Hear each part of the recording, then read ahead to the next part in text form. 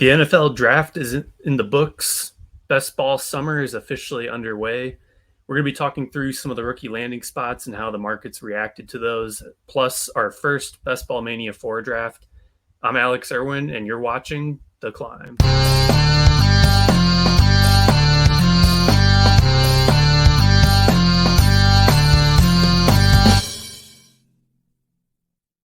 What's up, EJ? Hey, how's it going? Pretty good. How about yourself? Couldn't be happier if I tried. Overall, it's been a good draft season for me so far. I know I got the Jets hat on today, but as a side of the Eagles fandom, it's been pretty exciting. I was going to say Evan Silva's draft grades were some of the more brutal ones that I saw out there, and both your Eagles and my Steelers got an A from them. So feeling pretty good about that. Yeah, Pennsylvania has had the best draft, I think, out of more of the states than anybody else. Yeah, certainly can't complain. So, yeah, we've got a jam-packed show, so we'll jump right into it here. As a reminder, if you haven't got in the Best Ball Streets yet, Best Ball Mania 4 is open. It's already almost 4% full, which is crazy for May 3rd. But if you're new to Underdog, remember to use promo code NeverNoyAlex, and you'll get a first-time deposit match up to $100. We are also on the road here to getting to 100 subscribers, so we're going to do a free Best Ball Mania 4 entry giveaway, also known as me Venmoing someone $25.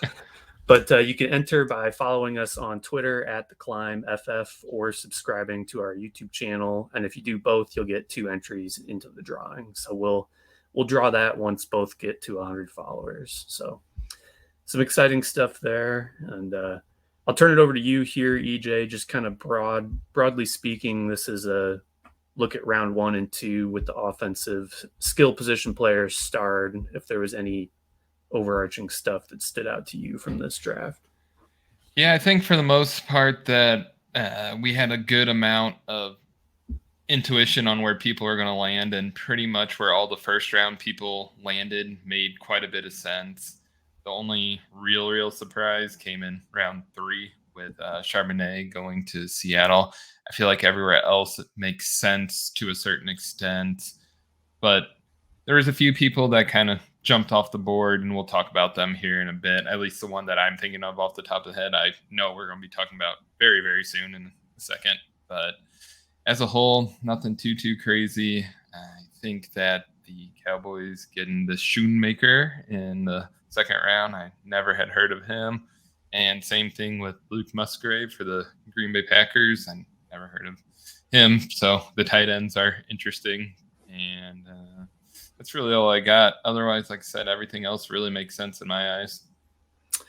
Yeah, I had heard of Musgrave. He was on my radar, but Schoonmaker, never heard his name mentioned once. So I think for me, this was just a more fun draft overall compared to previous years. I know we had the great wide receiver class last year, but just with having those quarterbacks who are actually going to be viable for fantasy, I think it just changes the whole rookie landscape. So that was one thing that stood out to me. And then this also the round 3 guys, couple names I wanted to bring up very quickly because I don't think we'll talk about them later, is Jalen Hyatt and Cedric Tillman. They were a couple guys that were getting like late first round buzz, fell all the way to round 3. So just a couple fallers to keep in mind there. Gotta love your Tennessee boys. At least I do. Yeah. All right, so we're going to jump in and go through. We each picked out a couple rookies at each position to kind of talk through our thoughts on them as well as how the market is looking at them. So we'll jump into that here.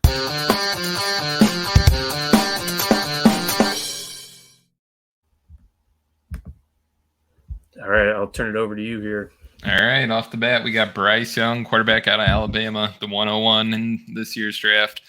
Pretty obvious that he'll be the day 1 starter, and in my opinion, get the day 1 value for best ball. We have some of the people like A-Rich, who's kind of one of those guys that might not get the day 1 start, but will have the long-term value. With Bryce Young, you're getting him right off the bat. He started in Alabama more consistently. 2021, it was his Heisman year. Threw for almost 4,900 yards, 47 touchdowns, 7 interceptions, 67 completion rate in 15 games. Last year, yeah, was dealing some injury per part of the year, I believe. 3,300 yards, 32 to 5 touchdown interception rate, and 64% completion. So overall, for the last 2 years, averaging just over 300 yards and just under 3 touchdown passes per game. If you look at this guy's life history, it was like he was bred to be a quarterback. And if you go back all the way to his high school accolades, I'm not going to try to list all of it off, but it is insane how much buzz he had going out of high school. So I think Bryce Young's going to have that day one value. He's going to serve, and you can get him pretty late in the draft right now for what could be a pretty high-end quarterback. I think if he's hitting that 303, that's incredible value at that point. Obviously, he's got to learn the NFL. Carolina has a whole new offense, new offensive coordinator. When I was reading up on Thomas Brown's new offensive scheme, he wants to create chaos, a lot of shifts, a lot of motions, kind of up-tempo stuff. And the defense is going to be middle of the road, so probably going to have a lot of high-scoring games, and I think they're going to have to throw the ball to stay competitive. Yeah, definitely a blue chip guy here.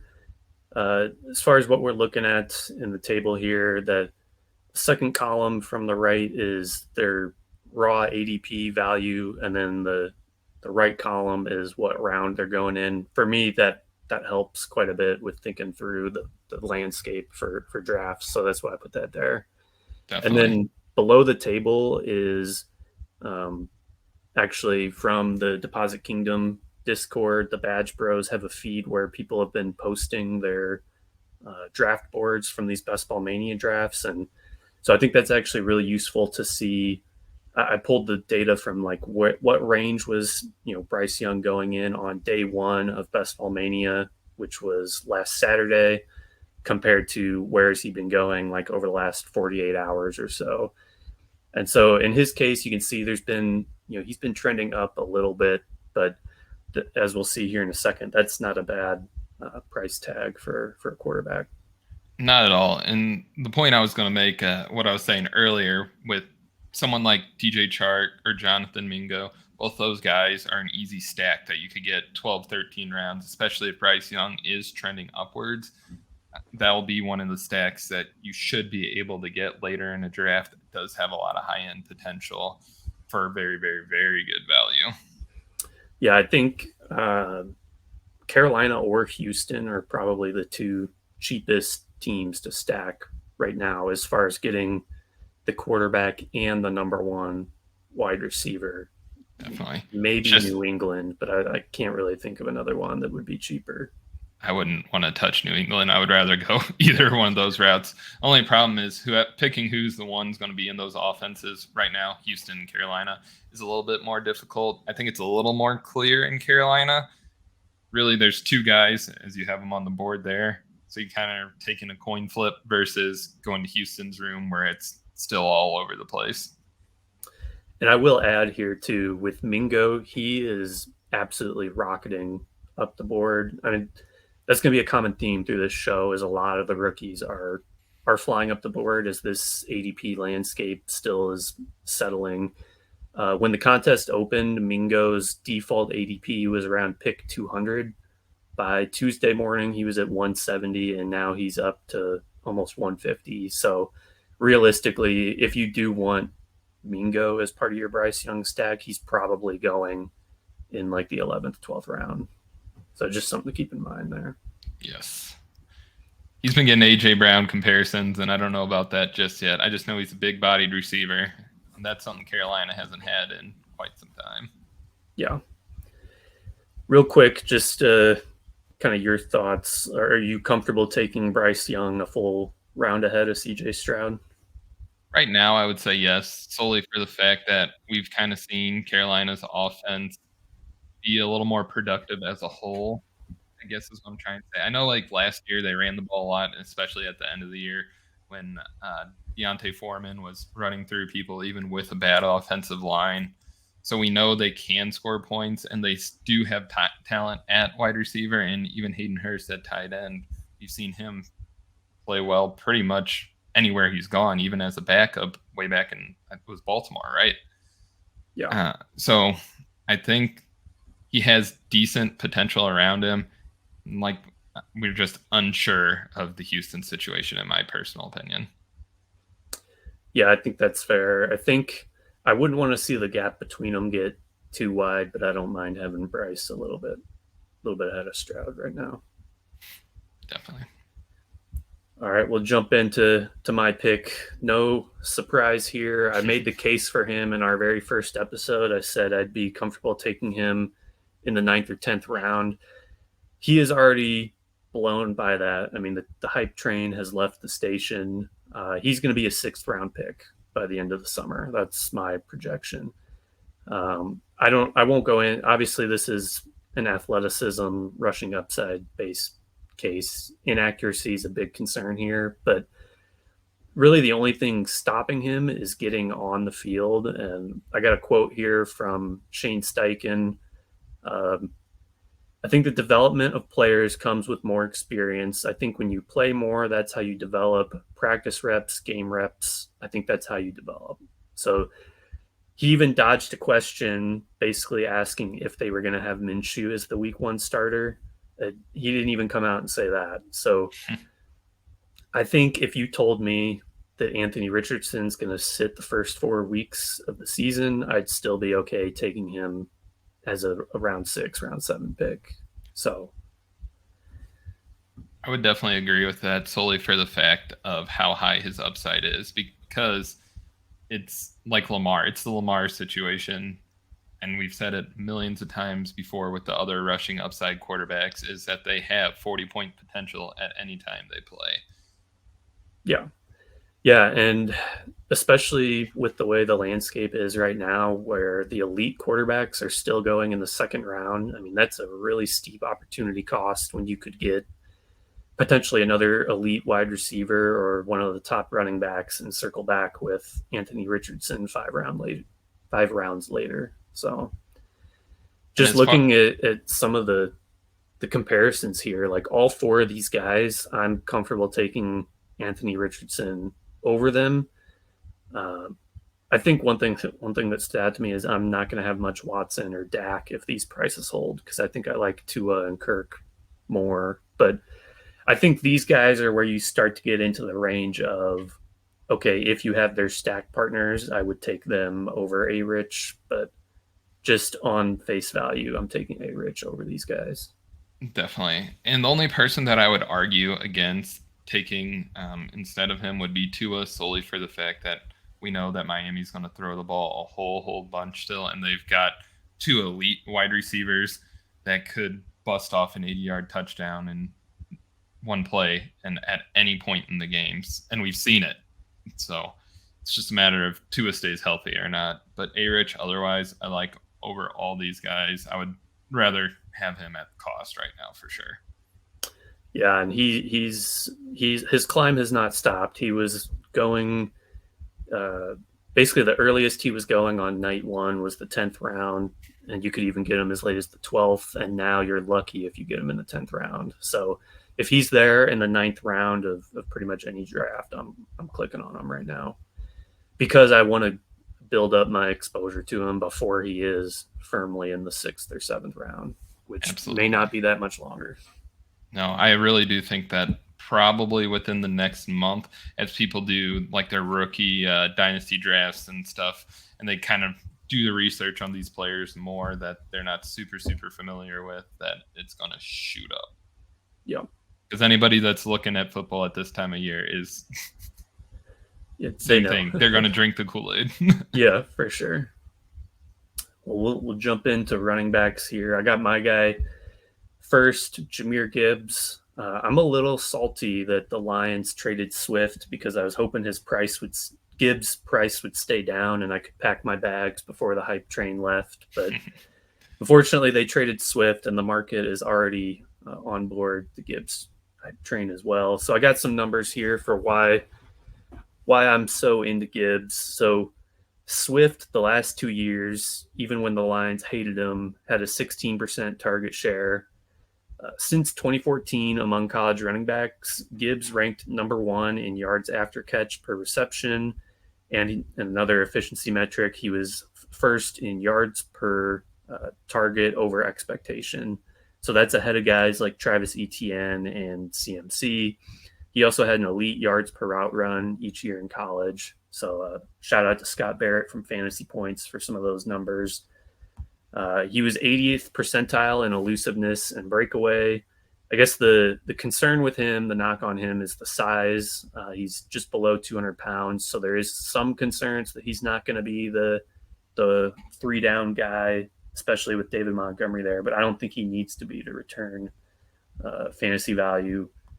One last note: Goff ranked 30th in ADOT last year, so he's playing behind an elite offensive line. He's an elite receiving weapon on a team that doesn't have many weapons right now. And he's got a quarterback who throws to the short areas of the field. So I think if he would have stayed in the 5th round, I would have been loading up. I think 4th round is probably appropriate. And I think he'll end up in the 3rd round, but that's starting to get a little expensive. I just think by the end of the season, he's got massive upside. I would agree with that to a certain extent, and we do clash a little bit on our feelings about this. Just solely for the fact that I had Jamal Williams on one of my primary fantasy teams last year, and seeing him score 17 touchdowns, that gives me a little bit of worry with Gibbs, with Monty potentially coming in and stealing all the touchdowns when they do get close. So my question to you would be, do you think that the receiving upside and the potential, like you said, it might not necessarily be bell cow work, but do you think he's going to get enough work in order to pay off on the capital? I think by the time the playoffs roll around, he'll have eaten into Montgomery's workload quite a bit. Like, even if they're not, I don't think Montgomery's ever going to go away. So this is not like a Jahymr Gibbs is going to have the McCaffrey role type of thing. Mm-hmm. But I saw an interesting stat too from Dwayne McFarland. Kamara's rookie year. I know Kamara and Gibbs are not a perfect play style comparison, so that's not what I'm getting at here. But in Kamara's rookie year, he only had 25% of the rushing workload in New Orleans, and he finished as the RB3 by the end of the year because of the receiving upside. So, and I think by the end of the year, we could maybe be looking at a 50-50 rushing split between Gibbs and Montgomery, with Gibbs basically getting all of the receiving work. Fair enough. Hard to argue. Yep. And just looking at some of the guys I put on here, I think Montgomery in the 7th is way too expensive now. And I think personally I'd be taking Gibbs over Etienne. I think Etienne needs to fall a little bit after what they did in the draft. So interesting. I would still go Etienne over Gibbs personally, but that's fair. I think you can make an argument either way there. So, all right, I'll turn it over to you here. Okay, Tyjae Spears. So obviously we got Derrick Henry sitting in front of him, and that's the concern there with usage and all that. But we all know Derrick Henry's getting old. He's been hurt the last 2 years. So there's need for somebody younger, not necessarily healthier, because there's this whole thing about him not having an ACL. I actually looked into that today, and it still doesn't make total sense to me. But if we look at Tyjae Spears' numbers from his last year, almost 1,600 yards, and he was averaging 6.9 yards a carry, which is pretty nice if you ask me. 19 rushing touchdowns, and the guy just seems to break tackles, get loose, and apparently anytime he runs the ball, he's going forward, which from a fantasy aspect, in any way, that's what you want. You want to make sure your guy's going forward. He's going to get you points. Even if it's not a lot of points, he's not running backwards. He's not doing anything stupid. There has also been talks of Derrick Henry getting traded, and that's like my main case right now for Tyjae Spears, solely for the fact that Derrick Henry gets traded. If you draft him in the 11th round right now, and that's paying up for him, that's going to pay off way ahead of time. We know Tennessee likes to run the ball a lot. We got a rookie quarterback, so typically rookie quarterbacks are a little bit more afraid to throw the ball downfield. So you're going to hit up the tight end, check it down to the running back. There might be some receiving work. I know he's not necessarily a pass catcher, but even if he's getting 2 or 3 targets a game, that could end up turning into something there. Just a whole lot of upside there if Derrick Henry gets hurt or they decide to move on from him. Yeah, I think I agree with a lot there. The only, I guess, the concerns I have with Spears, obviously the knee stuff, I think that's more concerning from a dynasty perspective. That doesn't necessarily scare me off of him right now. I think my fear is just the Titans could be really, really bad offensively, especially if they trade Henry. And if they get rid of Henry, I have to imagine they're getting rid of Tannehill too, and they may just fully tear it down, in which case, like, I feel like that would cap his ceiling. But I think you made a really good point, which, you know, when we're drafting this time of year, you want to be targeting guys who could have a huge jump by August. That way you don't have to chase them. And Spears fits that mold. A lot of the guys I put on this list, besides Fournette, are kind of in the similar mold as Spears. And ultimately, when we're looking at this time of year, it is all about targeting guys that have potential for opportunity. And that's basically what a lot of my stuff that I'm talking about today is focused on. And if Henry's gone and he turns into the one, it's only Hassan Haskins as the other guy in Tennessee right now. And I think at that point, might as well go with the rookie, give him a chance. Yep, I think that's fair. Relatively good capital too. Yeah, I think I'm perfectly fine mixing Spears in, but I'm going to want it to be on the lower end of the range he's going in. So like 14th, 15th round. Yeah. I don't think he's a guy where if people are taking him ahead of me, I don't think I'm going to be tilted by that. No, I don't think so either. Just as, like I said, it's more of a future hope for the best, and we take these flyers all the time in best ball because that's the goal. You hit on your flyers, that's what's going to ultimately make your team successful. For sure. Yep. Can't remember. Yeah, you had the RAS. These are from @MathBomb on Twitter, the relative athletic scores. So yeah, so basically it's just saying how fast he is. Those are the things that I was looking at. He was a little bit underweight. 215 is the number traditionally that I hear you want your running backs to be at. So he's weighing in at 201, but he's fast. So he's got the big play potential. Anytime he even gets on the field just here and there, if you got that big play potential, it's all about breaking off one run that could turn into a weak performance. So, yeah, in case it's a little bit hard to read on these graphs, Spears, his explosion grade ranked as elite, and his composite speed grade also fell in the great category. The knocks on him were, as EJ said, the size, and then also he scored poorly in some of the agility stuff. But when you watch some of those clips, I mean, he looks really good at breaking tackles, so that's not a huge concern for me. Yeah, you don't average almost 7 yards a carry and not be able to break some tackles. Yeah. All right, so moving on to wide receiver here. I took Quentin Johnston as my pick. I like the landing spot. I think given the landing spot, a lot of people are going to try to compare him to Mike Williams, basically just say he's the twin tower outside Mike Williams on the other side. And he does fit in well in 3 wide receiver sets, but he does not necessarily have the same play style as Mike Williams. Johnston's actually not a great contested catch guy, but he does have a pretty high ADOT from his college days. And he also has high yak ability, yards after catch. So that's not always a combo you see, the high ADOT, high yak. So that's what has me excited with him. Just like using last summer as a comparison, we were drafting Josh Palmer roughly in the 110s, 120s. And, Palmer was a 3rd round pick.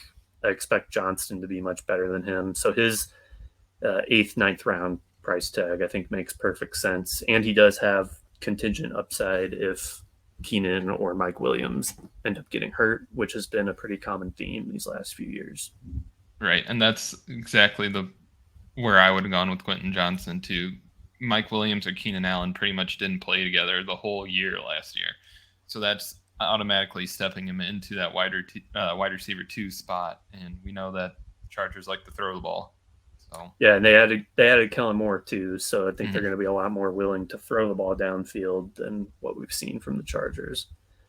I think I got a couple guys on here like you can get Mike Williams and Keenan Allen in the 4th and 5th, or you can wait for Johnston in the 8th or 9th.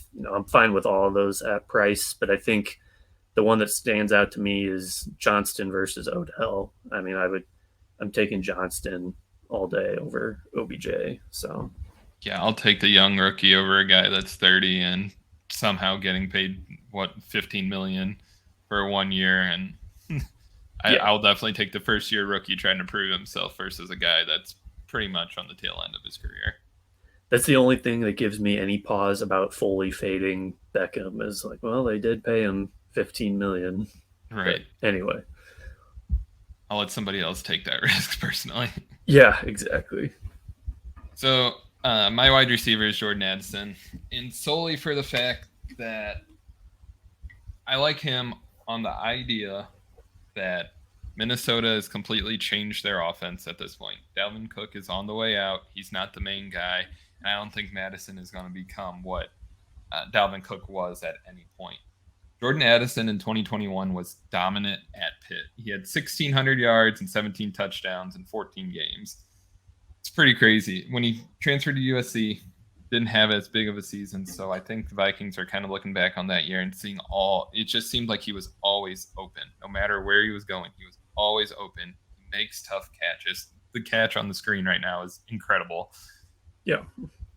We also need to look at the Vikings vacated targets. So they have 143 this year. With Thielen being gone, there's a whole lot of pie that's open to new people. I know Hawkinson's in there, so it's arguable that Hawkinson may be the number 2 target, but Jordan Addison also very much could be the number 2. And if he fills that spot with them probably passing the ball close to 35, 40 times a game going forward, it's a lot of upside in an offense that's going to score a lot of points with not a very good defense. Yeah. That's the big thing for me with Addison. I love this landing spot because he's not going to face a lot of double coverage with Jefferson drawing it. And then that defense was legitimately awful. And because they took Addison in the first, I don't know how much better that defense is going to get. No. And how many one-score games did they have? I think it was 11. 11 one-score games. Just proven metrics with that. You're going to have to be throwing the ball to keep competitive in those kind of games. They probably are, in my opinion, are going to be the team that regresses most from a win-loss standpoint this year. There's no way they have as many wins as they did last year. But solely for the fact, like I said, Kirk Cousins is probably one of the safest quarterbacks in the entire NFL. He's that middle of the road as it gets, maybe a little bit better, a little bit safer, I would say, just because he's proven year in, year out, and he's supporting the best wide receiver in the NFL. And like you said, with Justin Jefferson drawing all the attention, majority of the attention, it should leave him open for some big play opportunities. Just looking at some of the guys on the board here in the similar range to him, I think we'd both agree that Osborne needs to fall a little bit more. I don't hate clicking Osborne, but he needs to fall a little bit more before I'm taking him. Yeah, he had a couple games at the end of the year that were big, but he's had opportunity in the past to show that he could fill that 2 role. And I think that's obviously why they picked Addison, because they don't believe enough in KJ Osborne to fill that spot. Yeah. The only person on the screen I would currently argue with over Addison is Jahan Dotson. Interesting. He showed a lot, and this is just because I watch enough of the NFC. When Jahan Dotson was playing, he was good. He showed a lot of potential, and he scored just as well as McLaurin for majority of those games that he did play. And I personally don't want anything to do with any Cowboy receiver not named CeeDee Lamb. And Gabe Davis is 30 or 3. Yeah, I think I'm with you on the Cowboys stuff. I just don't think I'm going to have much of them this year. I think he's right in a range where I like a lot of these wide receivers, so I'm fine with mixing them all in there. I think it'll be interesting. So Addison has already passed QJ in terms of ADP. Hmm. I'm wondering if we're going to see Addison just a steady climb. I would not be surprised if he passed JSN in terms of Best Ball Mania ADP. And in reality, I think he should, solely for the fact that he's the number 2 on the team. He's more likely to be the number 2 on the team immediately. In Seattle, you got DK, who's a freak, who's obviously going to demand targets. You got Lockett, who's Gino's favorite target, apparently. So you pretty much feel safe knowing that he is going to be the 3, at least till Lockett kind of does the Larry Fitz and transitions out of the offense completely. Yeah. And then did you want to touch on Addison's RAS score metrics at all here? Yeah, just the idea of this, you look at this and you see how bad everything looks. But one of these things is if somebody comes across this, they might be a little less interested in someone like Jordan Addison. But we got to remember the draft capital. You got to remember the opportunity cost, where, like I said, 143 open targets going into this year, probably being even a little bit more pass heavy going forward. This shouldn't shy anybody away, especially with all their combine stuff. It might not be the best you've ever seen, but they still have that high end potential. Yeah, I think the big knock on Addison is his size. He's only 171 pounds. So it's, I guess the comp that you see a lot with him is like Devonta Smith. I don't think he's quite a Smith level player, but we've seen guys with this body type succeed. And, a lot of the other yellow categories, like his explosiveness and his speed grade, it's not like he's not fast. I think it's just because he's so small that he would have to have like Olympian level speed to show up good in those metrics. His strides are shorter. Yeah. But yeah, I think we're both on board with Addison this year. So for tight end, I went with Sam LaPorta, in part because, as I already mentioned with Detroit, Goff has the low ADOT. One thing with LaPorta, and I think it's actually a bad thing, is he is a very poor blocker. So there is a world where he just can't stay on the field. But I think with how good Detroit's offensive line is, they are not going to need to ask him to block. So that could allow him to still see the field, despite the fact that he was just, ranked among the worst in PFF blocking grade for college tight ends. The case with him over some of the other tight ends, including a guy we'll talk about here in a second, is he was a slightly higher ADOT guy and a little bit better athleticism than Michael Mayer. And I think, too, just from a game theory perspective, as we'll see here in a second, Michael Mayer is getting picked, pretty consistently in the later rounds, but he is going in a consistent range. Whereas LaPorta, you can still take the gamble and see if he falls to you in the 17th or 18th round. And even if you get sniped on him, there's some decent tight end options that you can pivot to there late. So those are a couple things that stood out to me on LaPorta. I think he landed in the perfect spot to come in and be a receiving weapon for the Lions. I think the difference between him and Kincaid is pretty egregious right now. Obviously, you get the Bills hype, but there should not be a 50-pick difference between these two guys. We've seen Goff really, really perform at home specifically last year. And, Amon-Ra went through the roof. I think it'll help LaPorta starting off at the beginning of the year with Jahymr being out. So he might help you out as a tight end early in the year, which I know rookie tight ends traditionally don't show flash too much, but I think there is opportunity for that because there solely really isn't anybody else that's super exciting to throw to. And like you said, Goff has a really low ADOT. Just makes sense that he could 10, 12 points a week and just be that guy who's steady and holds your team from having a complete just goose egg in the tight end spot. Yeah. And I think we'll see his cost steadily go up over the summer too, as people get more hip, more people hear about him. I think I could see him ending up around honestly the Michael Mayer tier, and the Tyler Higbee is kind of pick 160, 170. So I'm definitely trying to get some LaPorta exposure now. Yeah, while it's cheap, definitely get it while it's cheap. And then this is definitely an athletic guy, ranked elite in speed and agility, and great in explosiveness. So if you get him the ball in space, he can do big things with it. Yeah, looks like it. So Michael Mayer, I didn't know much about him, being honest, before this morning when I was kind of researching him.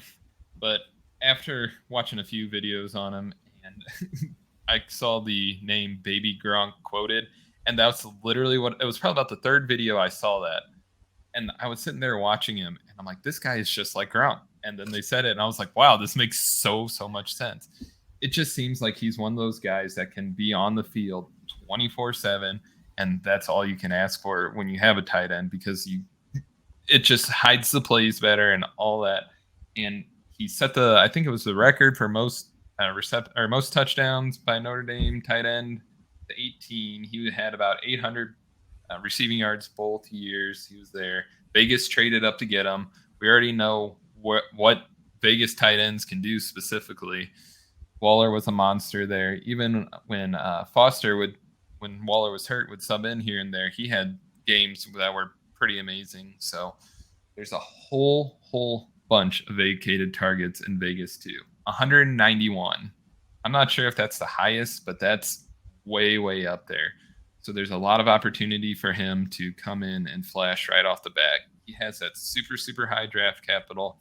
And basically everybody, I mean, they were in on him. They went and got their guy. So the second targets in Vegas right now are Hunter Renfrow and Jakobi Meyers. I'd be more worried about Renfrow taking targets just because Renfrow is still a really good route runner, but I don't see Jakobi Meyers being much of a threat. He's another one of those guys that can come in and instantly be the second target.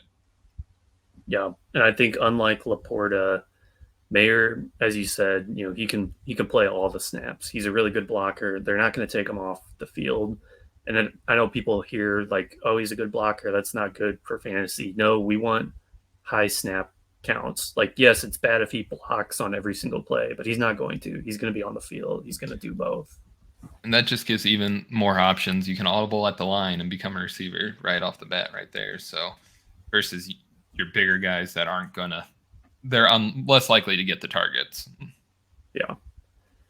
How do you feel about some of the guys he's around in drafts right now? So I would personally, right now, I think it's a good cost. I really don't think at the beginning, it's always the rookie tight end thing where they don't show much at the beginning of the year, especially they kind of get phased in a little bit more at the end. From a standpoint of Tyler Higbee or Mayer, right now I do probably go Higbee. It's hard to say. I don't see a whole lot of targets going outside of Cooper Kupp in LA on that LA team. But I think Higbee is going to be like kind of how I described LaPorta, just standard across the board, going to keep your team competitive throughout the year. I don't think the upside is as high, but I think Mayer could come along probably about week 7, week 8, and start putting up bigger numbers. Yeah, as far as the rest of the guys, I'm not super interested. Yeah, I think I'm with you in the sense that Higbee is the one where it's a decision for me, and I like Higbee more than most. But the case I'll make for Mayer is we know what Tyler Higbee is at this point, whereas you could take Mayer and who knows, what if he does beat out both Jakobi Meyers and Hunter Renfrow, and now he's the number 2 in this offense. I mean, that's in the range of outcomes here. So that's why I'll probably side Mayer more than Higbee more often than not. Yeah, and it seems more likely, too, with just knowing that tight end is a popular spot to throw the ball in Vegas. Yep. And Jimmy G. I'll add just real quick, Rashee Rice. He's right there in ADP now. He won't be there in a couple of weeks. He'll be up in the 130s. You like him? I'm so burned by Sky Moore last year, taking him at pick 100 all summer. I'll say this, like Rice I mean, it's not like he was a bad prospect. He was just in a big cluster after the top 6 guys. So he wasn't really somebody that was on my radar before the draft. I mean, I'll be mixing them in, but I think last year showed Mahomes has no problem spreading the ball out. Like I don't feel confident any of the Chiefs are gonna show up and have a 1,000-yard season. There's a very, very real chance that Rice is the wide receiver like 6 on that team. And that's why I would rather go Mayer here, just solely for the fact that, like you said, he could be the 2 in the offense. Yeah, I think that's fair. I can't remember. Did you have the RAS stuff for Mayer? I think I did for him. Oh, Nope. nope. Nope, All right. we did not. All right. On to Izzy A here. I'll butcher his last name for this one. Abanikanda. Why I like him so much, solely for the fact you can get him at the bottom of the draft right now, and there's very, very good chance that Bryce isn't going to be 100% off the ACL, and Michael Carter and Zonovan Knight, Bam Knight, has not shown that they are the guy. Plain and simple. He can come in and just even split time with Bryce, get a little bit of the more rushing work off the bat. I think he was 215, if I remember looking off, so he hits the numbers that we're looking off that. And the perfect way to describe this in my mind is it looks like there's literally butter on this guy. There's so many times where he's going through holes where it doesn't look like he's going to come out. And he just slips his way out, and then just his burst is incredible. He seriously looks like he's shot out of a cannon, and I know that's kind of a generic term for it, but the man just goes from 0 to 60 in no time. So after watching a bunch of his clips, I was super, super in on him, way more than I thought, because I kind of just picked him as a guy. I'm like, oh, Bryce is hurt. He could split time. He could have some upside. 9 of 11 games at Pitt last year, he had over 100 yards, 20 rushing touchdowns, and averaged 6 yards a carry. So there's a lot in him that shows super high-end potential, and the dude is just so quick. It just was amazing watching all of his highlights earlier today, just how many times he got through holes and he was just gone. Once he goes, there was nobody catching him. So I really like Izzy a whole bunch going forward. I will probably have a lot of him at this ADP. Yeah, and as the RAS scores line up with what you're saying, he had elite speed and explosiveness. The hype train had actually left the station with him in the pre-draft best ball. I mean, he flew up boards like 70 picks. People were hyped about him. And then he got the absolutely brutal landing spot on the surface, at least with the Jets. But I agree with everything you said. And I think from a draft strategy perspective, I still like betting on guys who have the talent, even if the path isn't there right now, because there's a lot of chaos over the course of the season. And I mean, who knows? Even if Bryce is perfectly healthy, something could go wrong. God forbid he gets hurt again. Now you're looking at a talented running back who comes in and can potentially take over this backfield, and you've been taking him as an 18th round pick all summer. Would you consider, and this is just kind of spitting off the ball, the Jets an elite offense going forward? I think so. Yeah. I think so too. I literally think it was as simple as a quarterback problem. They have probably one of the best young running backs in the league, some of the best receivers, and especially now they signed Randall Cobb as of today. I mean, to the moon. But we've seen in the past too, Aaron Rodgers support 2 running backs as a whole in an offense that he's running. And we know that they like to play slow. Aaron Rodgers specifically likes to play slow. So even if Izzy comes in, gets 8 to 10 touches a game as the backup, there's a real chance that one of those plays is broken off. And like I said, kind of the same thing that I was mentioning with Spears earlier, is that he has one play potential to be useful for a week. And that is what I love to have in best ball on these lower end picks that I'm kind of typically scared of. Oh, I could go with somebody, I'm trying to think, like a Devin Singletary. Like we kind of already know what he is, and he's really nothing exciting. I would rather take a guy like Izzy A. I think that's fair. And another thing, just from a game theory perspective, and I don't know how long it'll necessarily hold in Izzy's case, but like there are drafts right now where he's not getting picked compared to a guy that we'll talk about in a second. Chase Brown is going in every single draft. I mean, we're in a tournament with over 600,000 lineups. Being able to get to the finals with somebody who is unique is going to be a huge way to gain leverage on the field. So, if this ADP holds, which I don't necessarily think it will, but if it did, and there is a chance that, he's only getting drafted in like 60% of drafts instead of 100, I think that's a huge, huge thing in favor of picking Abanikanda. Definitely. But yeah, my guy that I picked here is Chase Brown. Couldn't pass up a chance to talk about an Illinois running back, but he landed in the perfect spot. In terms of prospect profile, he is an older running back. I don't know his exact age, but I think he played 5 years in college. Good production profile. He has the weight to be a 3-down back. He's not a crazy good receiver, but he can be like a David Montgomery level receiver if he's given the opportunity. So given the questions about Joe Mixon, he's a guy right now that I think is worth tacking on late in drafts because even if Mixon leaves, I think they bring in another running back. So like I'm not banking on him being a true 3-down guy, but if Mixon leaves, he's going to fly up to probably an 11th round pick, 10th round pick. So I think he's worth mixing in now. He has been mixing in. He's been. Oh no.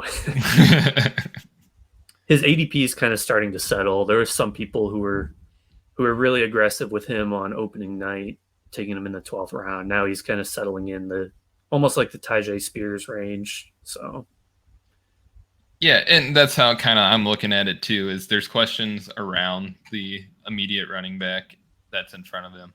Mixon, obviously his circumstance is a little more set in stone that he's probably mixing games or that he's going to get cut because he's too expensive at this point, and there's really no sense in holding on to him when there's young talent behind him.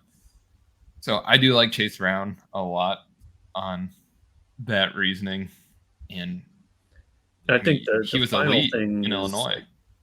Yeah, he was. He was at one point he was in the Heisman conversation because he had just a monster final season. But I guess the final thing I'll add too is like, Spears versus Brown. At least with Chase Brown, he is in an elite offense, whereas we're concerned about Tennessee being possibly the lowest scoring team in the league. So just another argument in favor of adding Brown to some lineups. Yeah, and even like in the past, we've seen P. Ryan ball out as the backup, so there's always that injury chance. And like we said, if Mixon misses time for any reason and Chase Brown even comes in as the 1B, there's a lot of upside there. Yeah. Can we talk about this Roschon Johnson ADP real quick? Yeah, that seems a bit crazy. I do not understand why he's going in the 12th right now. No, he's got two guys in front of him, in my opinion. And I'm perfectly fine. Like, I get it. I think we both agree the Bears' offense, their rushing offense, is going to be good. But man, a 2-headed backfield versus a 3-headed backfield, it's just a lot easier to find paths to major upside. 4 essentially, counting Fields. Yeah. So I don't know. To me, I get it. Roschon's a rookie. You want the rookie running backs. I don't understand why he's going 2 to 3 rounds ahead of the other rookies. Yeah, there's no way that at that cost, I won't touch it at all. The only person that I'd reach for above that would be like Bijan. Yeah. That's saying something. Bijan's got to be going in the first, right? Oh, yeah, dude. I've seen Bijan go as high as number 2. I think he's consistently going mid-first. I think we'll get into it more when we draft, but I think there's a clear top 4, and then you could make an argument for Bijan. So I think that's all I had. Oh, I did throw up his RAS score, just showing his weight 210, so he's relatively close to the weight we want to see for running backs, especially in this draft class. A lot of these guys were really, really light, so he has some of the better weight that we've seen for a back in this class, and then elite explosiveness and speed. So I think he's a good pick. I would, like I said, couldn't be more on board. And then we don't have to go through these in detail, and I'm sure I missed a couple guys, but these were just a few that stood out to me as winners and losers to keep in mind as you're doing best ball drafts right now. And basically it boils down to, did your team take someone at your position or not? Mm-hmm. So man, the one that I did want to touch on for the winners is Irv Smith. Like, I legit had to double check that they didn't draft a tight end because it was so much of a certainty going into the draft that they were going to take one of those early guys. Yeah, I think Irv Smith probably is the biggest. I mean, I still think like all the running backs on here would have been fine. Jerome Ford being an exception, but the starting running backs would have been fine. But Irv Smith probably is the biggest winner because going to an offense that not a lot can put above 50 points up in a game. And the Bengals are definitely one that can. Yeah. And then for the losers, is there anybody that stands out to you more than the others? The big one is Ken Walker, and with Charbonnet going there, I think I might have said he was drafted in the third earlier. I meant to say second. But Charbonnet getting drafted in the second, it's kind of scary because Ken Walker was, I would have argued, top 5 going into this year, borderline top 5 at a minimum. And now with him being there, it's going to be a competition to a certain extent. And I think it may end up in what we had with Nick Chubb and Kareem Hunt kind of thing, or the Kamara, Latavius Murray, I believe it was way back when, a couple of years ago. Mark Ingram. Yeah, so it could be like one of those situations where you're still getting a decent player out of it, but it's kind of scary on how much you want to pay for that. Otherwise, I'm not too scared on everybody else. Let me put you to the test here right now. Ken Walker or Jahymr Gibbs? I would probably. That one is really, really tough.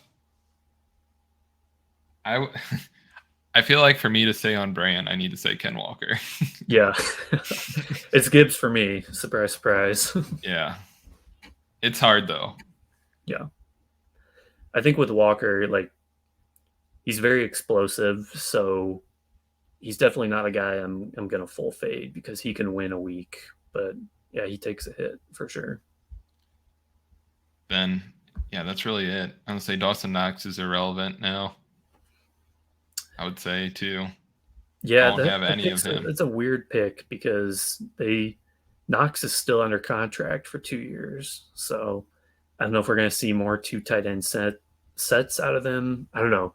It almost feels like the Isaiah Likely pick to the Ravens, where Kincaid's going to get too much hype to pay off. That's fair.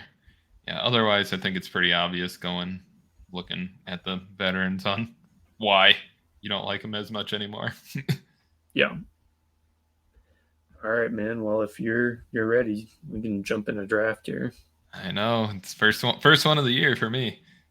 Yeah, first one for me on stream. I've done one. Actually, real quick, I'll just pull up the one that I've already done. So I got my A-Rich exposure, but the other thing I wanted to point out here is I think right now, before we have the schedule, that stacking the divisions is a pretty good thing to be doing. So I actually managed to do that pretty well in this draft. Like I've got some Indy, Houston, Jacksonville, AFC South stuff going. I've got Madison mixed in there with my Green Bay stuff. So that's just one thing that I've been trying to do to get some sort of edge for the playoff weeks when we don't have the schedule. It's so funny that you said that because I literally thought about saying that earlier, like half an hour before I came up here. Yeah. And I think too, with the money going to the regular season this year, like you can make a case that stacking divisions helps for winning that because you're going to get 2 weeks That's a good point. of those guys going against each other. So, all right, All right. we got And to we wait wait. for 10 people. So I'm gonna jump off screen here for 30 seconds. This is your chance to monologue about whatever player you want. Yeah, so I guess it looks like Bijan's ADP on here is 8 right now, which is kind of surprising to me. I think it should be probably higher than Tyreek and Cup right now, just solely for the fact that if you want to get a guy that's probably going to get 30 touches in a game and a high T offense of Arthur Smith. But otherwise, it is surprising me that he is the RB2. Maybe I'm talking a little bit too much out the hype train, but I think it'll be interesting to kind of see where this lands us. I haven't done a draft. I haven't really looked at ADPs until now. So for me, this is a big learning curve. So I'm excited to find out and familiarize myself. And probably sometime next week, I'll be doing a draft of my own. And we'll see how pretty it ends up turning for me. But I didn't have nearly as much success as what Irwin did last year. But we're hoping for a good year this year, and fingers crossed. What'd you tell the people about while I was gone? I was saying Bijan at 8 seemed weird to me, and I thought he should go before like Hill and Cup personally. But then I realized he's the RB2, and I'm like, oh my gosh, that seems crazy that a rookie is the RB2. So I Yeah, I just think think this is a little bit before I was super deep in the fantasy streets, but like the Saquon years, I guess he ended up as like a mid to late first that year. So I don't know. It's not totally unreasonable. I think like for me, my top four is Jefferson, McCaffrey, or top three Jefferson, McCaffrey, Chase. Then I think you could maybe make a case for Bijan at that point, and I think that's where he's going to end up. So like, if we end up with a 6th or 7th round pick in this draft, like I'm all for grabbing Bijan. This one's your money, so I'm moral support. Yeah, I'll try to keep an open mind here, but I reserve the right to pound the table for my guys. And then we haven't mentioned it yet, but kind of upcoming show schedule, we'll be doing probably just a draft stream on Monday, and that'll be one of EJ's teams, so he'll be in the driver's seat for that one. And then I think Friday I'm going to do something for after the schedule is released. It may just be a solo stream for that one, but that's kind of what we're looking at for the next week or so here. It's been fun, Ed. You kind of just doing this, even just chit chatting about football, since we do it so much anyway. And now we have all of our takes. I guess we didn't even talk about that hot take. Right before the draft, there came a sleeper notification across the board saying the Titans were trying to trade up to 3 to draft and get D-Hop as well in there, and that blew my mind. Yeah, you were really close to maybe nailing the biggest move of the entire draft. I won't say I was the insider on it. Just didn't know it. Yeah. I've been coming out in full Arizona stuff today if that would have been the case.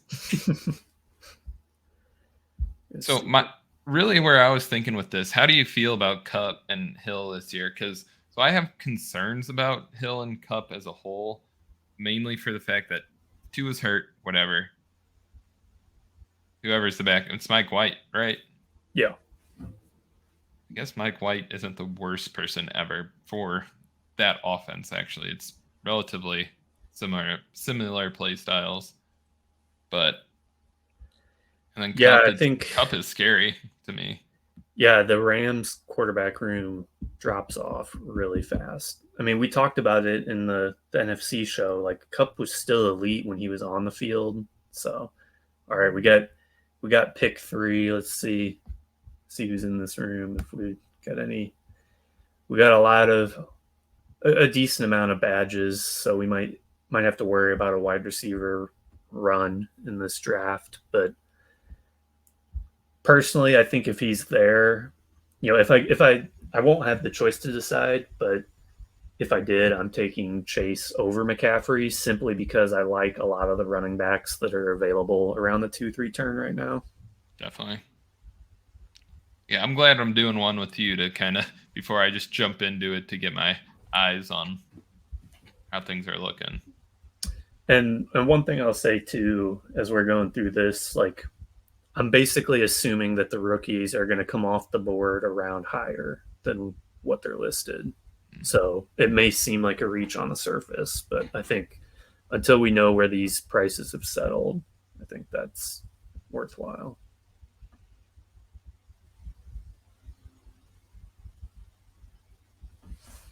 What's this guy's name? Senor Gallos? Leos? Getting philosophical with us. Let me see if I can. A little bigger. I think just auto draft Jefferson right off the board. Yeah. I mean, to be fair, that's the obvious first pick. Yeah, and I think too, even if you were, say, you wanted to take Chase over Jefferson, like every time I get the first pick, I'm taking Jefferson just because he's almost never going to fall. Right. So, like, unless I want to have way more Chase than Jefferson, you need to be taking Jefferson with the first pick. So, we got Chase. I think this is both of my drafts now where I've ended up with Chase. So, last time I drafted Chase, Burrow went in the mid-second, which was nuts. Like I think I'm trying to push Burrow to like the 4th and hope I get lucky versus reach for him in the 3rd. And that was actually the point I was going to make with Jefferson, is that it's a little easier to get the stack. Yep. That's a very good point. Yeah, Burrow's ADP right now is 35. So it's definitely a reach thinking that he could get back to. There goes and then you're reaching Bijan at 1.27. So yeah, I think Bijan's firmly a mid first at this point. It makes sense. He's got all the opportunity in the world there, and we know they run the ball. That was the point I made while you were gone, is we know that he's going to get a million handoffs. He's going to catch the ball.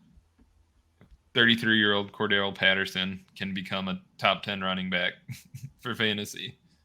I wonder what the best prospect in God knows how long can do. Right. Man, I saw some draft boards from opening night that had Bijan and Taylor at the 1-2 turn. That feels like a really unique start because unless Taylor falls, Bijan's going to be going firmly ahead of the 1-2 turn now. So Garrett Wilson at 111. Is that this is the one he's been going at 2-3 turn, I think. Let me see if so his ADP is 14. So he's kind of on the rise too. But yeah, it kind of looks like, I mean, there's definitely a lot of wide receiver thirst this year in general, but it seems like we're getting a pretty significant wide receiver around here. So I'm more or less worried about Wilson still as a whole. I just don't see it as being the elite year. With Lazard being there, now it's just, I worry more about the speed of the offense. Like, I don't know. I just don't think there's going to be that much volume. Yeah. I still got to get my mental status on the best ball mind or something like this, because he could fly for best ball. So who are you looking at this point? What guys are you considering? So Higgins, I did this in my last draft too. I got the Chase Higgins start. I have a hard time with it just because I do think with where their ADPs are, it's going to be a fairly common start. Mm-hmm. And that's why if I do it, I'm going to want to push on Burrow because I think that there's going to be a lot of drafters who just go Chase Higgins, Burrow, 1, 2, 3. So if I go the Higgins route, I'm going to try to push it. We know I love Olave, so that's on the table. I think for the running backs right now, I am Pollard, over all of these guys. I think Mm-hmm. we both like Bryce a lot, but I actually think he's going to start falling a little bit, not like crazy, but like, mid to late third, maybe. So, Yeah. And I touched on it earlier. I don't think Bryce is going to start the year super, super hot. I think when they go full-fledged, full contact, real NFL speed, they're going to ease him into it a little bit. So, not that you're going to lose the long-term upside, but you might lose the initial upside. yeah. So we are almost back on the clock here, one pick away. Still have Olave and Pollard on the board. All right. I'm going to go Olave here just because I did the Chase Higgins start last time. And I think hoping for my next pick to have either Higgins or Pollard there to pick between. I know who do you think you would go with out of those two if they're both there? So, knowing that Pollard is going to be probably, well, don't have to talk about that anymore. I'll say running against two really poor defenses twice a year, 4 total games. I would have liked Pollard there, but I would look. Who are the other running back? Well, Bryce went off the board. Bryce goes. Ramondre is probably the next. I mean, Jacobs is. I kind of have a blind spot for him, honestly. Yeah, I wouldn't be touching. So it looks like we still got Higgins. I think Ramondre would be the next one that I'm looking at. Yeah, because I know you like Ramondre more than I like. I like ETN probably more than Ramondre, but if you want to go that route, obviously that's you. I was going to say, would you consider Hurts at this point? Was going to be my only other thing. Doesn't matter. I don't think he's going to go in the third very often, but I am going to tack on Higgins here, and then I pick pretty late in the fourth, but maybe we get lucky and Gibbs is there. Maybe we get lucky and Burrow falls. That's kind of what I'm hoping for here. Otherwise, this might turn into a very heavy wide receiver build, and we figure everything else out later. Yeah, I don't have much interest in the older running backs. It's kind of scary. It's weird to me that Derrick Henry is going in the third round. That just doesn't seem right either. Do you think he should be going later or higher? I just feel like higher. I don't think I'm going to have any Henry, and we kind of talked through it on the AFC show, but I'm just like, I don't want to be holding the bag when the cliff finally comes for Derrick Henry. It's still just in my mind that he has that 3 touchdown a game, 150 plus yards. Like it's just sitting there in your face. If you can get that at the end of the third round, I'd be taking that all day. Yeah, that's fair. I think if he's falling to the 3-4 turn, I'm more interested, but I don't think I'm taking him over, the 5 running backs that went ahead of him. Mm-hmm. Yeah, I'd definitely take him over Chubb. I'm so far out on Chubb this year.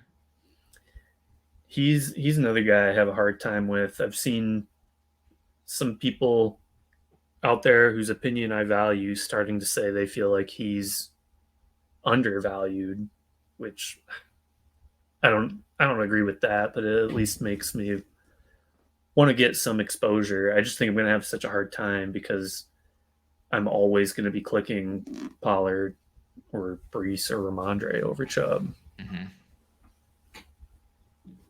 Yeah, at least have a little bit of the receiving upside too.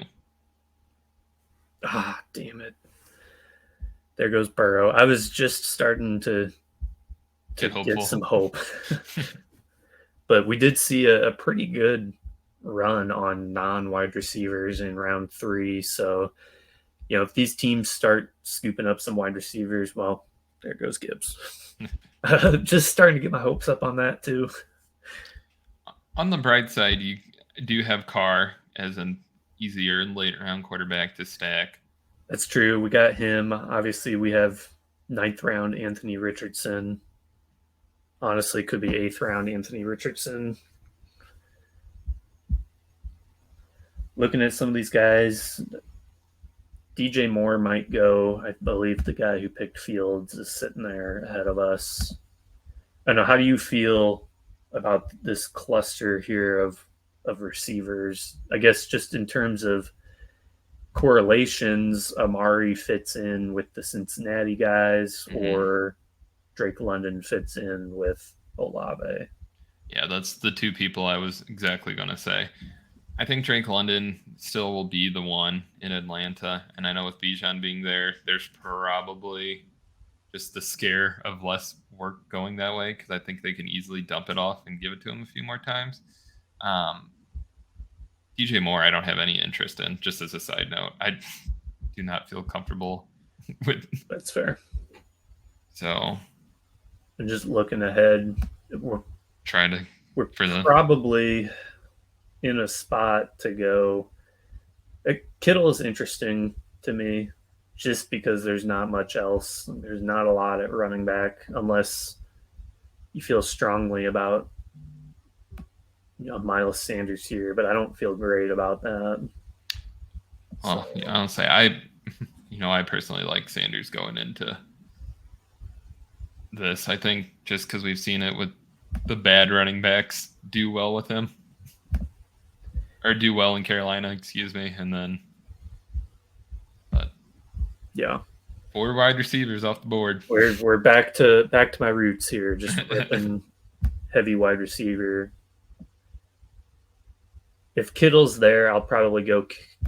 My problem with going, I generally like going elite tight end for these best ball drafts, but right now there's enough rookies late that I think 3 tight end builds are pretty easy. So I've kind of been avoiding, well, Miles Sanders goes, kind of been avoiding early tight end so far.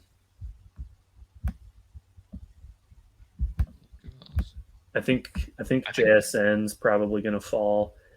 We could go, you're going to hate this, but we could go Pitts and just build. I mean, anytime you can build around the most run-heavy team in the league, you got to do it. Yeah, especially with their passing options. I don't like Pitts, but it's like I said, your money. I would rather personally have Kittle, but that's up to you. Yeah, Pitts over Kittle does not feel right, even with the Atlanta. The hard part is there's no good, yeah, we can build the mini Atlanta correlation, but I don't want to take Ritter or Heineke or Tannehill because you don't know who's going to be playing week 17 for Atlanta. Well, I was going to make the same argument with San Francisco. Yeah. But we know that Kittle is elite. He's always been elite. And if it's Purdy, great. And I still think he can thrive with Lance. I was actually going to ask about Pittman if you had, just because you were looking at A-Rich. That's true. It could have made some sense there. Man, I guess we are in a decent spot for Richardson because I'd be perfectly fine taking him late 8th round. So I don't think we have to force quarterback with these next couple picks. Mm-hmm. If Dobbins is there, Dobbins is a guy that I've been warming up to, just with the Ravens not adding any running backs in the draft. Mm-hmm. Yeah, I don't hate the idea of it. And he's 2 years out now, so yeah. Hopefully he's healthy all around. Just looking out there at the quarterback landscape right now, we've got, I think, 4 teams, us included, that don't have a quarterback yet. I think who else?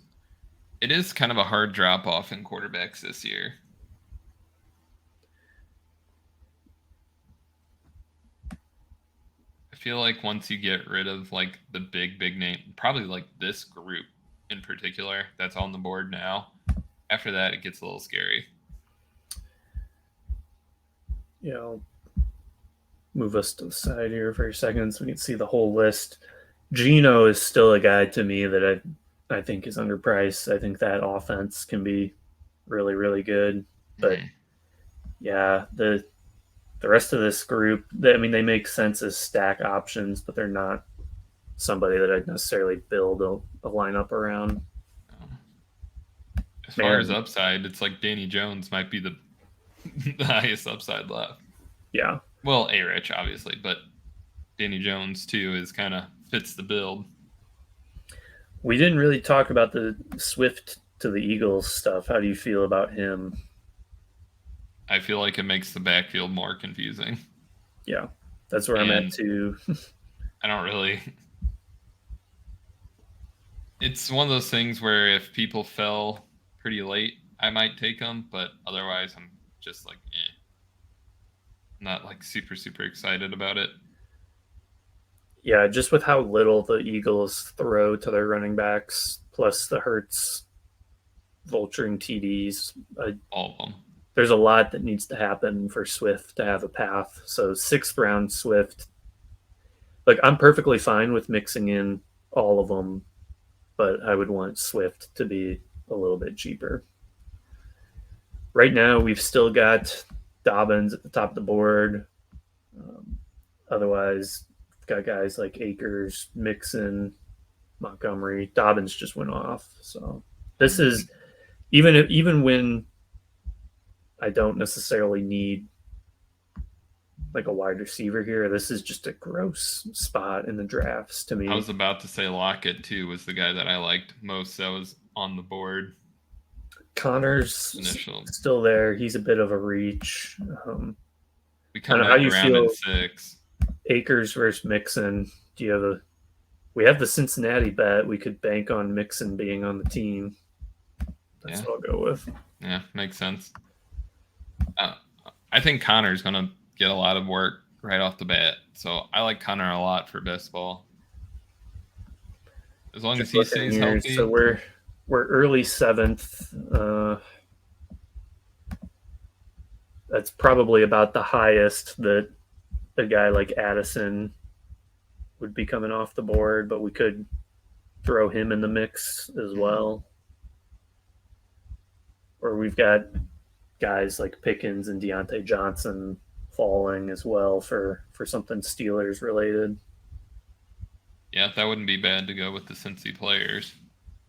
That's true. Maybe I'll do Pickens to set that up. Who would you rather have? You like Pickens more than Deontay? I think I like Deontay more. That's what I was going to agree with. He's had more consistency throughout the years.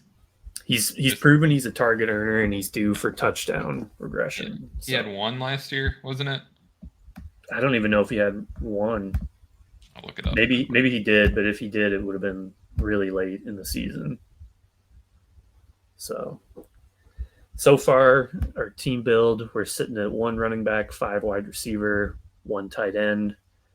Probably only looking at 2 tight ends in this build. So we've got the flexibility to go with 3 quarterbacks if we need to. We've got the flexibility to tack on extra running backs since we've waited. I think typically I want to have at least 5 wide receivers before round 10, so we're in good shape there. Already got my guy Anthony Richardson in the queue for our next pick. We'll see if we get the tilt live on stream or not. Well, you can even get cheap like Alec Pierce. Yeah, Pierce and Downs are both pretty cheap right now. Deontay did not have a touchdown last year, and he had 3 games under 7 targets. All right. So yeah, he can't argue that pick.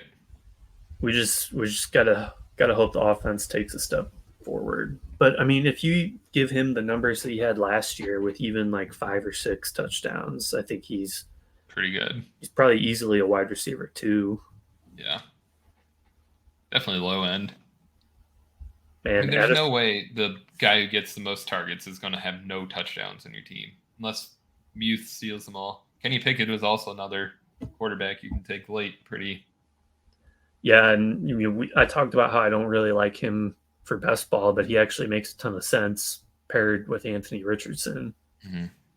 So I guess just looking at the board here, definitely this is definitely a pocket for wide receivers. We've had a pretty good run here. Man, Kadarius Toney in the 6th feels a little rich, but I would agree. then we got Addison, Marquise Brown, Gabe Davis, Jahan Dotson. So a lot of those guys we were looking at coming off the board here in the 7th. Yeah, Dotson would have been one guy. But you don't have anybody from the NFC East yet, though. So no, right now we've got we're sticking to the build. Yeah, we've got a pretty good bet on the AFC North at this point, and then some one-off. Well, we got a couple NFC pieces South. from the South, but and that's another thing too. Like, we definitely don't need to force it right now. That's more of like when we're trying to decide between late round flyers. I might break ties that way. Yeah. James Cook. Did running back get that ugly that quick? It feels early. Running back does get gross. Man, James Conner's still there. That's hard for me to pass. Conner or Javonte, they're both hard to pass on. Yeah. If Javonte plays, man. I know. I mean, there's just so much uncertainty around the injury. If he plays, though, I honestly don't. I don't hate the idea, kind of like with the Eagles running backs, of just trying to get one of the Denver guys in a lot of drafts. Mm-hmm. And so we're definitely not looking at wide receiver here. We're in good shape at wide receiver. Got Penny a little bit later. Penny's still a guy I like. Javonte goes off the board before Conner. If you can get, it would be hard for me to pass on Conner right now, personally. But if you want A-Rich badly now, I don't know what. My only concern is the guy at the turn doesn't have QB. Yeah, I see that now. He's got a bunch of running backs. He's very running back heavy. So maybe, but wide receiver's thin here, so you can see him going quarterback. Yeah. If you want A-Rich, I agree. That's probably the pick right now. I saw the purple. I was like, you got to be kidding me. We're going to stick to our guns. We're going to take more. We're going to pack the A-Rich bags before he's a 6th round pick. Man. That just feels so cheap to me. Conner, Charbonnet, Penny, Addison. These are all guys I like here. Freiermuth would be interesting if I hadn't already gone Kittle. Yeah. And then and it would have stacked too. Hindsight, that hurts a little bit. Yep. Yeah, it does. That's the only bad thing about going elite tight end early is you're kind of boxing yourself in.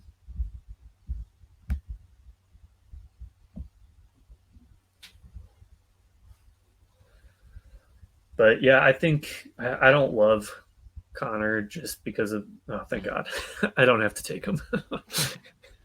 I know they're going to be really bad. Like the offense is just. By the way, this guy at the turn has a tight end and 5 running backs through round 9. That's pretty rough. Hey, he's taking those flyers. Do you have a strong opinion on these guys here? Because I don't. I kind of almost lean Penny over Charbonnet. Oh, I was going to say Madison if I. That's up to you. I'm okay with it just because if something does happen with Cook, he's gonna go flying up the board. That's my exact reasoning. And he's not a super talented. I mean, he's fine, but he's not like this electric guy. So I'm not gonna want to click him if he's like a 6th round pick. I really don't like the Ken Walker Charbonnet situation. It might have now once again it's 30 seconds too late. It might have been better to go Charbonnet solely for the fact that if he does become the one, it would be massive. But I mean, the realistic situation of it is they're going to split time. It feels a lot like Ken Walker and Rashad Penny going into drafts last year, where they were both going as 9th round, 10th round picks. Like, I think this offense is going to be good. They They were good last year, and they added weapons. So I like mixing both of them in. I do think that unless Ken Walker gets hurt, there isn't really a I don't think Charbonnet is going to be moving up from this price. Mm-mm. No, I'd agree with that.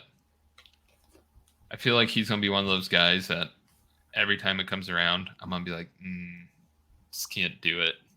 Yeah. I think it's good that we passed on Penny because he's falling more than I think he should, but he's definitely dropping in price. Yeah, the Swift trade definitely scared that away. Which for me, like I mentioned earlier, it's just hard for me to even pick one. Just knowing they have 4 running backs and a rushing quarterback, that's going to take a lot of the touchdowns away. Yeah. Just looking at our team and thinking through some options. We've got the Carr stack on the table, a Kenny Pickett stack on the table, and then Brock Purdy stack on the table. So Carr's going 135. Pickett's going pretty late, but that Pickett and Purdy are both going late. So my only fear is if we do wait to tack one of those guys on and get sniped on both of them, then we're in no man's land. Yeah. I think you can probably pass on one this first pick around at least, and then if you want to snag it on the way back. So we pick around 160, 170. That's a pretty good spot to get Pickett. Maybe we'll punt, try to get Pickett there, and if he comes off, just reach a little bit for Purdy. Because my thought on what he's 135, so I was going to try to push it and see if he falls to 142. Okay. So if we're pushing it here, that leaves the door open for either running back or wide receiver. You could go Jamal Williams here. I know we talked about that a bunch. We got Jamal. P. Ryan is interesting to me here, even though we talked about how he doesn't feel like the best pick. And then Eli Mitchell as well, if we're doing something team level for San Francisco. Yeah, ultimately, there goes P. Ryan. But honestly, I like either of those guys that you got on there because we saw it at the end of last year with McCaffrey getting anywhere from 60 to 70% when Eli Mitchell was healthy. So, yeah.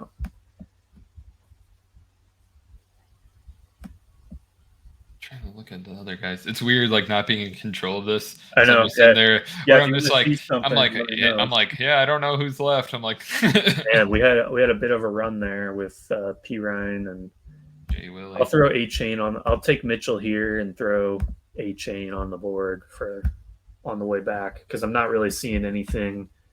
So here's kind of the top wide receivers on the board right now. Not a whole lot of hotness there. And then at running back, also not a lot doing there. In terms of roster construction, we're probably looking at 3 quarterback, 8 wide receiver, 2 tight end. So maybe only 5 running backs. So I'd probably want to take a running back here.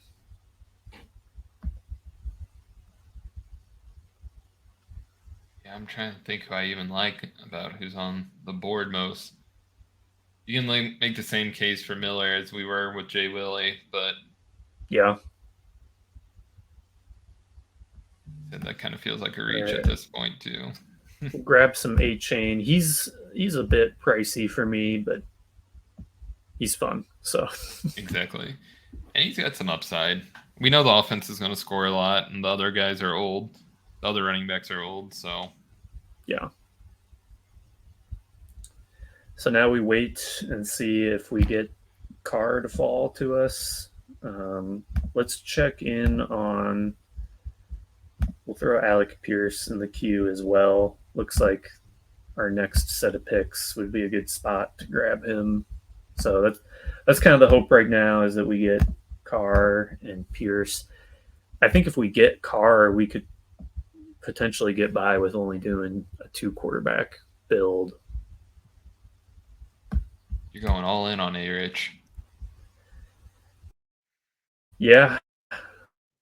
I'll say if we end up going to yeah, he's gonna be sick. say that again. If he ends up playing 12 plus games, like man, I would be so hyped. I'll say there's a chance he's day one. Yeah. The way I look at it is after watching Minshew last year, I don't think there can be much of a difference besides just the orientation process of it. Like him getting adjusted to everything just being faster, and even these players that don't seem elite, they're elite compared to college. It just like the only path to failure is the accuracy being so bad that he can't even stay on the field. Yeah. So I don't know. Which he's a player. Look at Josh Allen though, because his accuracy was trash, and then he became most popular person in the NFL. And he got top 5 draft capital too. So like Indy's not going to quit on him right away. Absolutely not. They're going to run out his contract. Man, can we talk about Adam Thielen at pick 130? I hate it. I will not touch it with a 10-foot pole. It's super tempting though. No, Adam Thielen at 150 does not interest me. Really? No, I'm out. Hey, as of right now, he could be the one on the team. No, Adam Thielen is dust. He could be the tight end one on the team. Tight end one. I think he could. It's all about the touchdowns for him at this point. Yeah. We know there's other young receivers on that team now that are like Mingo, perfect example, who's probably going to get a whole lot of more traction than him. Yeah, is Mingo still on the board, or did he go? I don't think I've seen him. Man, yeah. See, if you're a believer in, there goes Pierce, that hurts. We still got Downs, or if we just want to take a dart throw on an Indy tight end at the very end, they're basically going undrafted. So the problem is there's 3 of them to pick between. Yeah, so that almost feels like a waste of a pick. Yeah. The Thielen versus Mingo, like I won't be taking any Thielen, but I won't completely hate on it if other people are. I just don't think it makes sense to take him over Mingo and Chark. That seems reasonable to me. So I guess we should mentally prepare in case Derek Carr goes off the board here, what we would look at doing. I was about to say you could go Chark, Mingo, but that doesn't exist. I threw Mingo in there. I also threw Jawan Johnson. I don't think he's a bad pick, and we get correlated tight end with him. So I think either of those makes sense. Yeah, be a good person to take a shot on. So we got Derek Carr to value. Jawan Johnson had quite a bit of big games last year too. I think, especially if I guess we can push it at quarterback and maybe try to get Purdy late. I don't know how to play this quarterback room because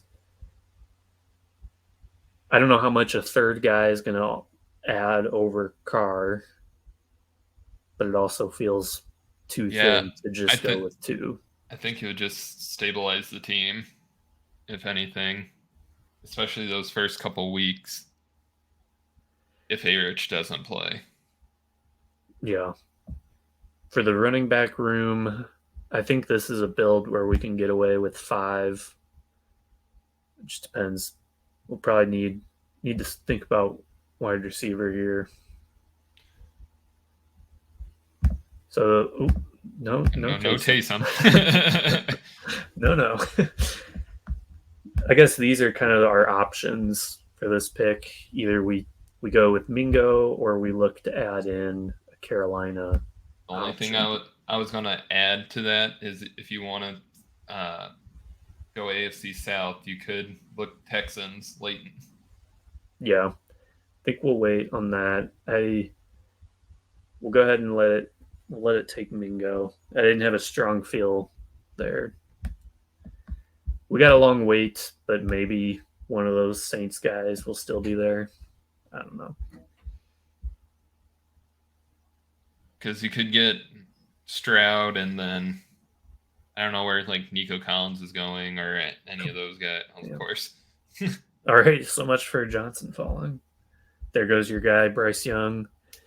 He's pretty firmly been a 13th, 14th round pick. Yeah, I mean, like I said, it's hard to argue just because you know he's going to be day one, and he should be at least startable as a whole. I think he's going to be one of those guys that keeps your floor relatively safe. Yeah.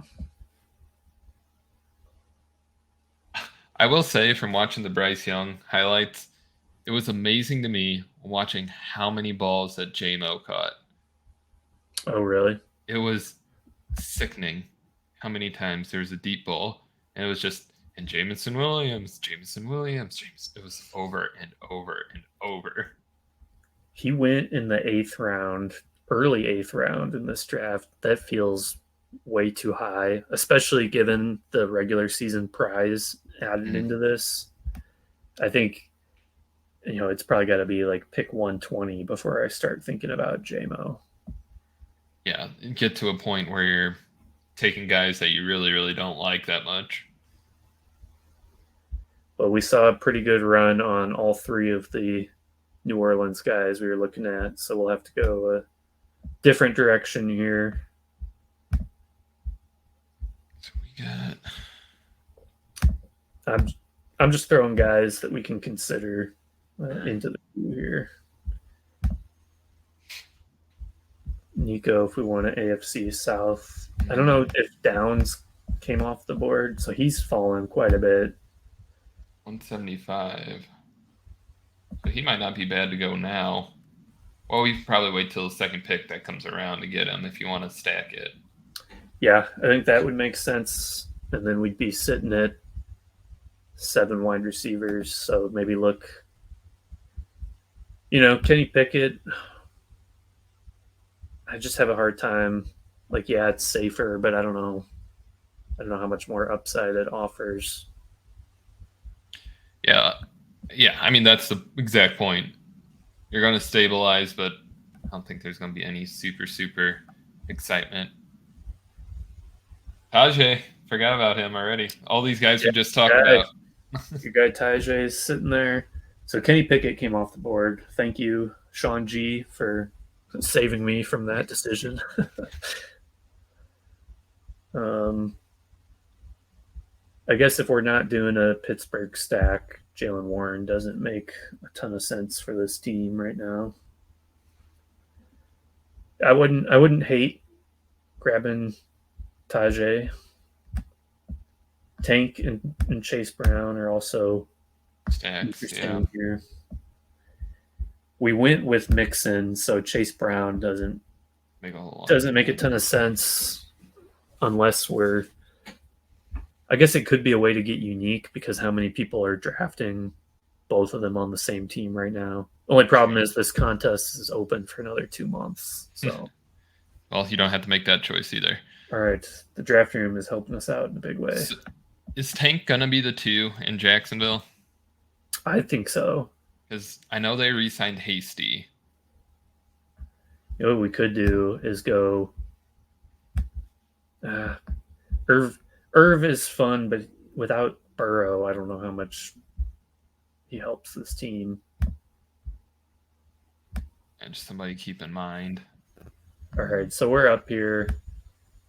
Pick 166, right in line with Tyjae or Singletary. Are you confident in Spears over Singletary, or how do you feel about that? Yeah, I would definitely go Spears over Singletary.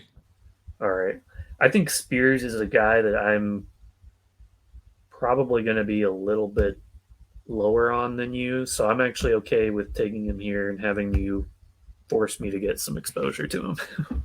I just think of it in the aspect of how bad the league is, and none of the defenses in that division are super, super good, barring a whole bunch of the offenses aren't that good either.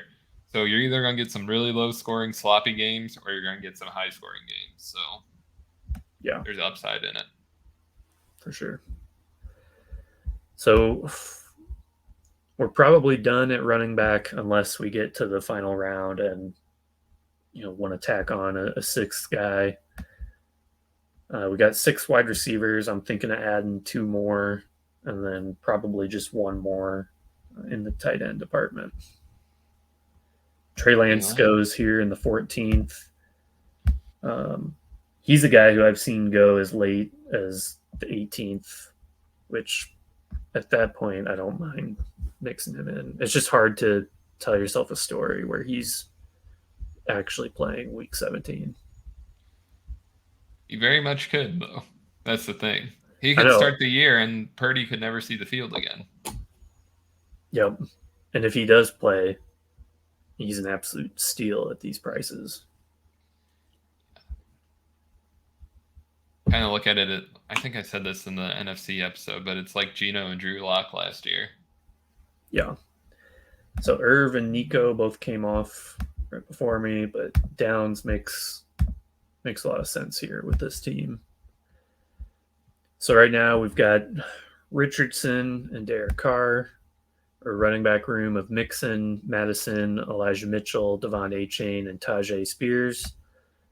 Wide receiver core, Chase Olave, Higgins, London, Deontay Johnson, and then the rookies, Mingo and Josh Downs. And we're sitting with George Kittle at tight end right now. So I guess it's a good idea to look at what tight ends are left. Yeah, we've still got... you got your guy. Still got LaPorta sitting there. Couple, as I mentioned, we'll have the Colts options. Looks like Jelani Woods has been going in the 18th, but I think like Mo Alley Cox and Kylan Granson are both going undrafted. And like we talked about earlier with some of the game theory stuff, I'd almost rather go with somebody other than Woods just because there's going to be fewer teams that have them, and they're all probably similarly bad odds of actually doing anything. Yes. It is funny how disgusting the tight end room gets so quick. All these guys I've never even heard of at this point. It is rough down there. Yeah, you had Smythe down there. Don't pass on him. Trey McBride, I don't hate. Musgrave, I also don't mind as a last round guy. But yeah, maybe I'll throw LaPorta in the queue. He's kind of interesting with what's out there at tight end right now. Yeah, I don't think he's going to hurt you any worse than anybody else is on that board, the current board of tight ends. I'll throw Purdy in the queue. He's still there. We have Elijah Mitchell and George Kittle, so not a incredibly strong correlation, but we're probably going to be deciding between a third quarterback or a sixth running back. That's so sad to see Fournette and Hunt just teamless. Yeah, how do you feel about those guys? I mean, it's hard. I could see Hunt going somewhere and still being relevant, but Fournette, just with how bad he was outside of catching passes from Tom Brady, I just don't. I would rather go Hunt than Fournette, but I think they're both guys that will rise when they sign, but we saw this play out with Julio last year. Like, yeah, he shot up 10 rounds and he was still worthless. So I'm not going to take Purdy with this pick. I think we'll at least push it 1 round. Man, I'm kind of at a loss. You got Fireball. We got Tim Patrick. We could go Hayden Hurst for the final tight end, just as another Carolina option. Yeah. All right, we'll do that for this pick. Be done at tight end. Down there too, big play guy. I don't It's not a hate bad that. pick. Especially with San the cup. Francisco a little bit. Yep, exactly. What kind of Oh, injury did he have? shoot. I thought it was something with the knee. Yeah, I think it was something a little more severe because that entire Rams offense was shredded last year. They were The down to the whole bare line was like bones. hurt twice. Oh, fuck. There goes Not very Purdy. nice of him. All right, so we're Well, probably done at quarterback then. We're just going to rock the two. Don't think, unless we want to go Ritter, but that does not feel very good. I was gonna say I don't think we will ever be a part of that statement. No. It would have to be like missed on Derek Carr, missed on Kenny Pickett. Other guys that interest me a little bit here, Jaden Reed, but he makes more sense as a stack partner. Gus Bus, Anything else? Izzy A. Can throw those guys in the queue as well for the last pick, but I think Jefferson as a flyer here is okay. So we're done at wide receiver, tight end, and we don't have a third quarterback, so I guess we are looking at running backs for this last pick. Man, that's scary. You got I look at the quarterbacks there, and I'm just like, man, if A-Rich decides not to start, it could go south fast for this team. I guess let's see where we're at with any kind of divisional stuff. We've got. Do we have any AFC? Oh yeah, we've got Tyjae. So we're kind of weak on the Richardson bringbacks. We're in good shape on the NFC South with Carolina, Atlanta, New Orleans. A little bit built in with the AFC North, so Jerome Ford could maybe fit in with that.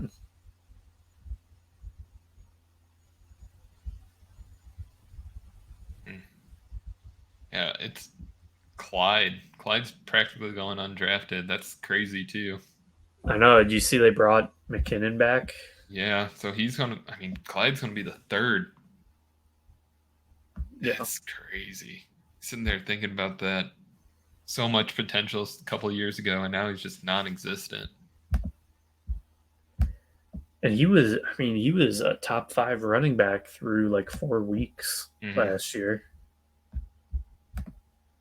I threw a couple indie guys on here as well. Evan Hull was a day 3 rookie. He actually had a really good pass catching profile. So he was a guy that I was going to be interested in, and then he landed in Indy with a mobile quarterback. So I don't feel great about him, but either him or Zach Moss as a contingent play here, I actually don't hate. But I also don't mind taking your guy, Izzy A, if he's there for us. Like I said, this one's your money, so your choice. But I'm telling you should watch just like his highlight videos after this because it's crazy. It's just like got the little hole there that he's running through, and then all of a sudden it's just boom, and then he's gone like that. For 60. That one clip that I had in there for him, he was like full on gang tackle, and next thing you know, he's in the end zone. Yeah, I was like, man, this guy seems like he should be higher profile. I don't know if it's just low end school. I mean, he went to Pitt, so it's not like it's a no name school by any means. Yeah. We're not talking like Bama or Oklahoma or Georgia, but I wonder if he was just overshadowed by Pickett and Addison for so long. I mean, I don't know exactly. I'm assuming he was at Pitt for multiple years. So yeah. Yeah, and then this year was the first year he could actually ball out.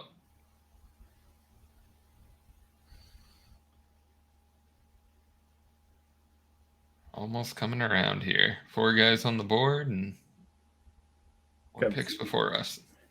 So we're in good shape here. This definitely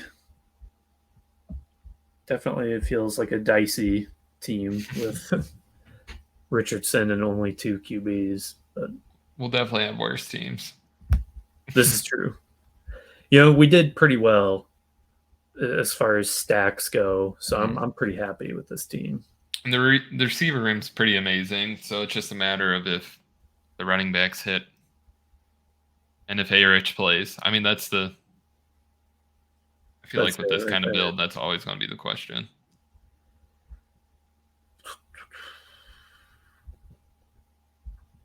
All right, I'll go. We talked about him on the show, so I'll throw him on Yeah, the team. we got to draft it. Well, you draft Richardson, but I was like, we got to draft at least one person. Yeah. So final team: A-Rich and Derek Carr, Mixon, Madison, Eli Mitchell, A-Chain, Spears, Abanikanda, Chase Olave Higgins, London, Deontay Johnson, and then we waited until late and grabbed Mingo, Downs, and Van Jefferson. Finished things up with a tight end room of Kittle and Hayden Hurst. Not too bad. Not too bad. No, I don't say solid as a whole. So we'll go.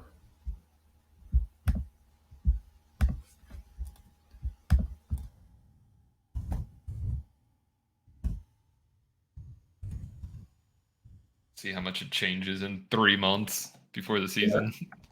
Yeah, I like putting the date on them for sure. All right, man. I think that is all we got for this one. Any last words on your side? Nope. Hopefully that's the Millie maker right there. Yeah, we just packed our bags for retirement with that one. Yeah, exactly. A couple reminders: we'll have another show draft stream on Monday. Use promo code NeverKnowAlex on Underdog for a first time deposit match, and don't forget to follow us on Twitter and subscribe on YouTube, and you can be entered to win a free Best Ball Mania 4 entry. All right, for EJ, I'm Alex. This has been another episode of The Climb.